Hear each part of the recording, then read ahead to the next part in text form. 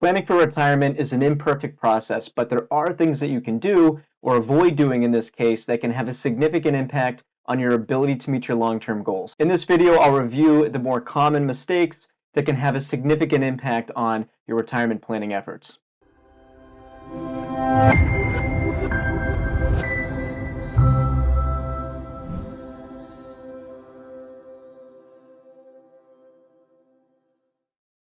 So you may have heard me say this before, but the ultimate goal in planning for retirement can almost always be boiled down to the process of maximizing your ability to successfully pay for something in the future.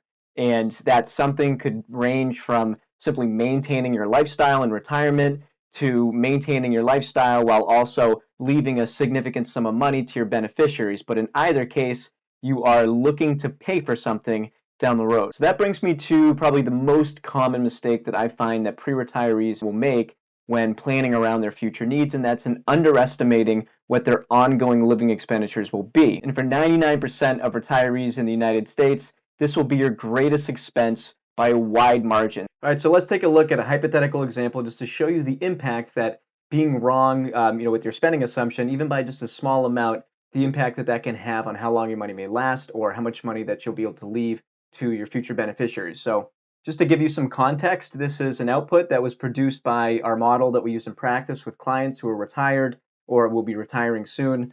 So there's a lot going on behind the scenes, but for this particular case, we're looking at how this couple's spending affects the life of their money.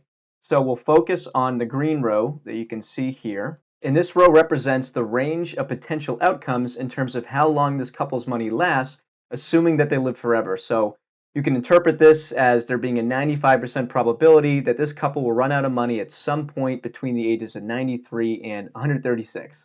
And I'm sure that you'd agree that those are pretty good odds. But so we're assuming that their base spending rate, which is the yellow highlighted cell here, is $140,000 a year. And this isn't what they're pulling off of their portfolio, but rather the amount that they need to replace, above what's covered already by their Social Security, their pensions, and withdrawals from their assets. So let's just see how increasing their spending by $10,000 a year affects their odds.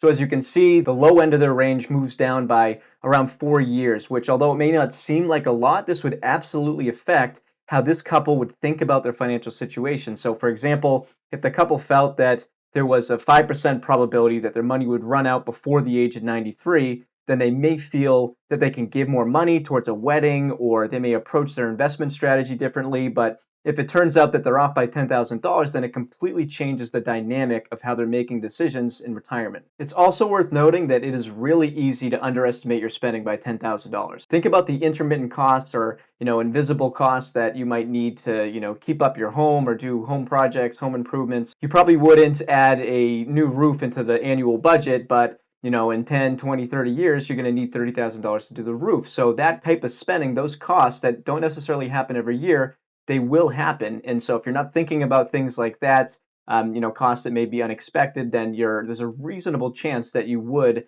underestimate your spending by some degree. So the problem isn't necessarily that this couple is spending too much, but rather that they're assuming that they're spending too little and making uninformed financial decisions as a result. This can easily blow up your financial plan or your retirement plans. The second really common mistake that I find that people make when they're planning for retirement is not adjusting their spending assumptions for how they may evolve throughout their retirement into their later years. In the decade that I've been doing this and in the 40 years that our firm has been working with retirees, it's rare for somebody in their 80s to late 80s to early 90s to be spending the same amount that they were in the first decade and a half to 2 decades of their retirement. Now, this doesn't mean that they're, necessarily homebound or anything like that, but simply that, as we age, we slow down, and as a result of slowing down, we spend less money. And this is particularly true during our later years where our spending is significantly lower. Now, the problem with this is by assuming that your inflation-adjusted spending will stay the same throughout your entire retirement, you may be having the opposite effect in how you make financial decisions compared to